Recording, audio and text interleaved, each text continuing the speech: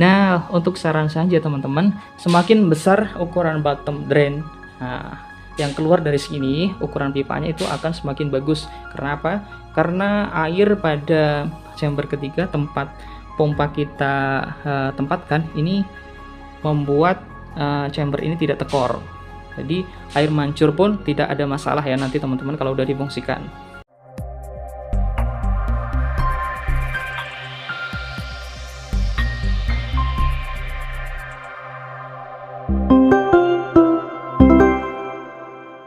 Assalamualaikum warahmatullahi wabarakatuh, sobat Gudang Tip Channel semua. Kolam koi yang bersih dan jernih tentu saja tidak hanya berdasarkan sistem pemipaan yang benar, tetapi ditentukan juga oleh filter yang ada pada kolam koi tersebut. Nah, untuk itu Gudang Tip Channel mempunyai satu tips bagaimana menyusun media filter yang benar pada kolam koi kita. Di belakang saya teman-teman bisa melihat di sini ada 3 kelompok media filter.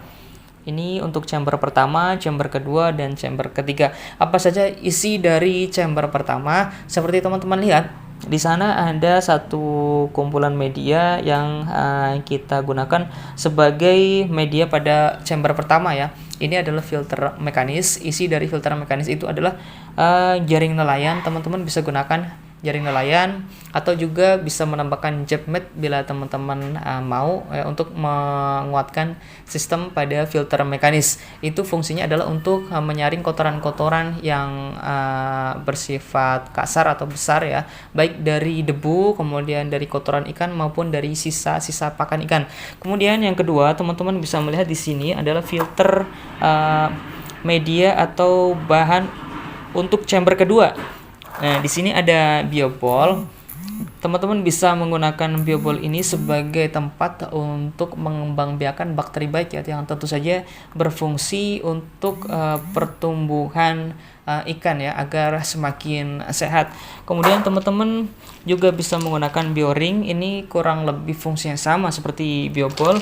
Teman-teman juga bisa menggunakan seperti saya, ini adalah arang ya. Ini fungsinya untuk membuat atau menjernihkan air secara alami. Kemudian saya juga masih menggunakan di sana ada jaring nelayan dan juga jepmet. Ini kenapa saya masih menggunakan jaring nelayan? Ini fungsinya supaya kotoran-kotoran yang masih lolos pada chamber pertama akan bisa tersaring di chamber kedua. Kemudian pada chamber ketiga apa saja isinya? Ini teman-teman bisa memakai kerang-kerangan ya, kerang jahe. Ini banyak sekali di toko online. Jika di toko-toko ikan tidak ada yang jual, ini bisa teman-teman order di toko online atau marketplace ya. Kemudian saya juga di sini menggunakan ini batu zeolit ya, yang sudah ada di bungkusnya ya, jadi praktis untuk memasukkan ke chambernya. Fungsinya apa batu zeolit ini? Fungsinya adalah untuk mengikat ion-ion amoniak yang berasal dari kolam, kemudian ini akan menghilangkan atau menguraikan ion-ion yang berbahaya tersebut. Bagaimana kita memasukkan ya ke chamber tersebut? Ya, kita nanti akan mempraktikkan secara langsung. Namun sesuai di janji kita di video sebelumnya, kita akan melihat lebih dekat bagaimana sistem pemipaan yang ada pada chamber kolam koi. Nah, untuk itu yang baru bergabung, silahkan klik tombol like serta subscribe. Dan untuk yang sudah bergabung, silahkan pencet tombol like dan juga komentar jika ada pertanyaan-pertanyaan yang mungkin akan diajukan. Jangan lupa tonton terus sampai selesai agar tidak gagal paham.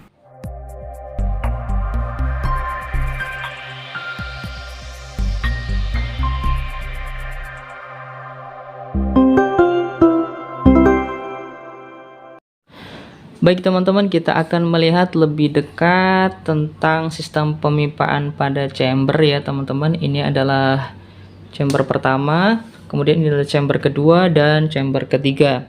Dan di antara chamber pertama dan kedua itu kita berikan sekat ya. Sekat ini tidak sampai bawah teman-teman ya. Ini di bagian bawah ini bisa mengalirkan air dari chamber pertama ke chamber kedua. Teman-teman bisa melihat di tengah-tengah sini nih, ini ada bottom drain yang bisa mengalirkan air atau fungsinya untuk memasukkan air ke chamber pertama. Nah, output dari bottom drain ini adalah di bagian sini teman-teman. Ini ada pipa. Ini pipa ini adalah output dari bottom drain dari kolam. Jadi air akan keluar dari pipa ini teman-teman. Nah, pipa ini saya sambungkan dengan sebuah paralon ya, tingginya sekitar segini, tapi ini sedang saya copot karena kita mencoba menjelaskan ya bagaimana sistem pemipaan pada chamber. Jadi setelah air masuk dari bottom drain kolam, terus keluar melalui pipa ini akan naik ke atas, kemudian akan keluar dari atas nih teman-teman. Air akan turun ke bawah, kemudian disaring dengan filter mekanis pada chamber pertama.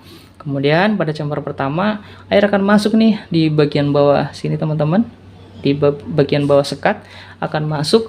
Nah, keluarlah air tersebut naik lewat sekat ini ke atas, kemudian masuk ke chamber kedua, akan disaring lagi di chamber kedua, atau filter biologi akan menyaring air tersebut. Kemudian di chamber ketiga ini juga sama, air akan masuk dari sela-sela bawah sini teman-teman, akan naik ke atas, baru kemudian akan turun ke bawah lagi, dan disinilah terjadi filter atau penyaringan zat-zat kimia yang berbahaya. Nah, untuk saran saja teman-teman, semakin besar ukuran bottom drain yang keluar dari sini, ukuran pipanya itu akan semakin bagus. Karena apa? Karena air pada chamber ketiga tempat pompa kita tempatkan ini membuat chamber ini tidak tekor. Jadi air mancur pun tidak ada masalah ya nanti teman-teman kalau udah difungsikan.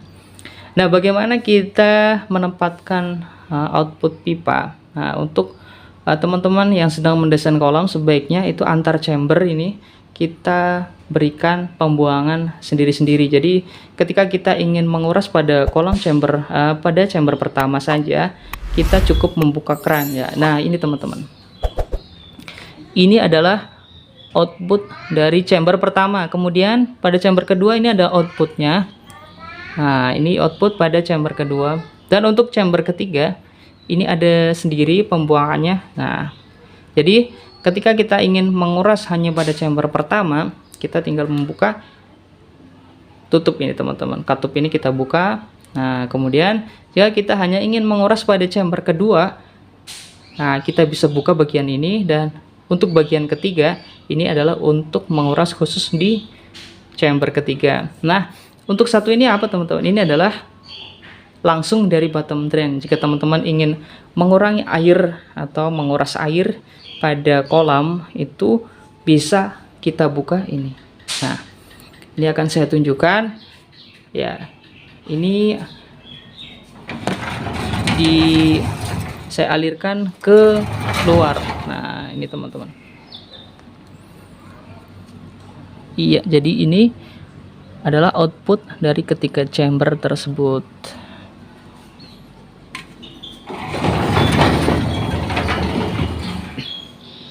Nah, sekarang kita akan langsung menempatkan media-media tersebut ke filter ini. Oke, selamat menyaksikan.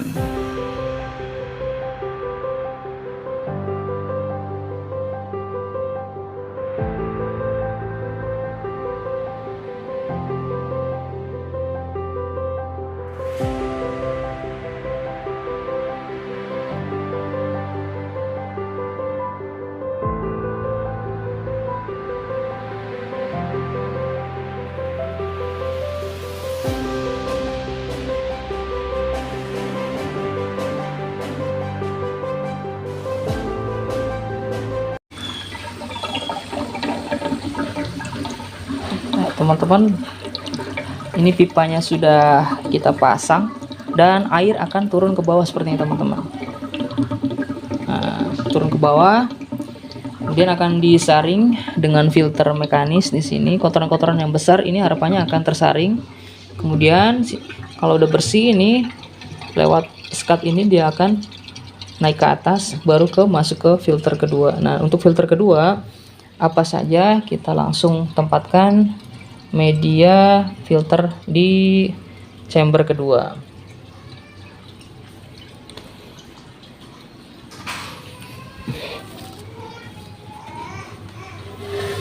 Untuk bagian bawah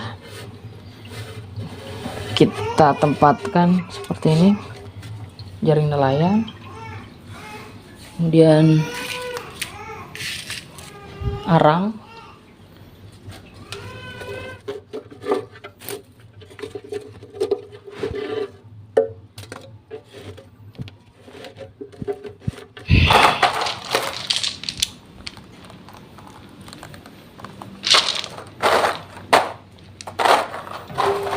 biobol kita masukkan seperti ini teman-teman, kemudian bioring, taring kembali kotoran-kotoran yang masih lolos dari chamber pertama menggunakan jaring nelayan ini teman-teman ya. Dan untuk chamber ketiga langsung kita pasang dulu pompanya.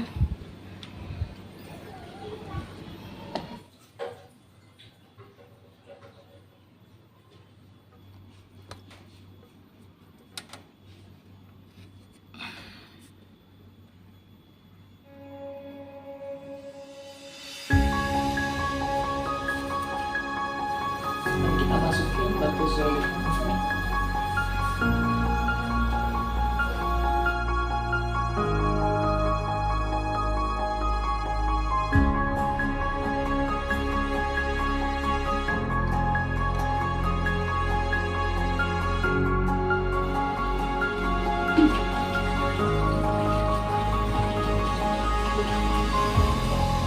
Nah, setelah terpasang semuanya, teman-teman, pipa yang di sini kita ambil dan air akan langsung mengalir ke chamber pertama, kedua, dan akan mengalir ke chamber ketiga. Baru kemudian kita aktifkan pompa ya. Baru aktifkan pompa agar mengalir ke waterfall. Baik teman-teman, ya, airnya sudah memenuhi ketiga chamber. Ya, saatnya kita akan mengaktifkan waterfall kolam. Kita nyalakan pompa.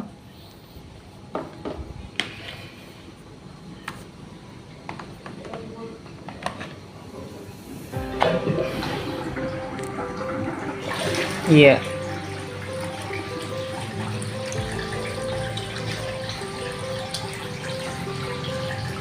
Iya, kotoran-kotoran yang masih terendam di dasar kolam, kita lihat teman-teman akan langsung keluar memenuhi chamber pertama, chamber mekanis. Kemudian di bagian kedua ini tetap akan disaring filter atau chamber biologis, dan chamber ketiga adalah chamber kimia. Baik, demikian tadi tips untuk menyusun media filter pada kolam koi dan bagaimana sistem pemipaan pada chamber.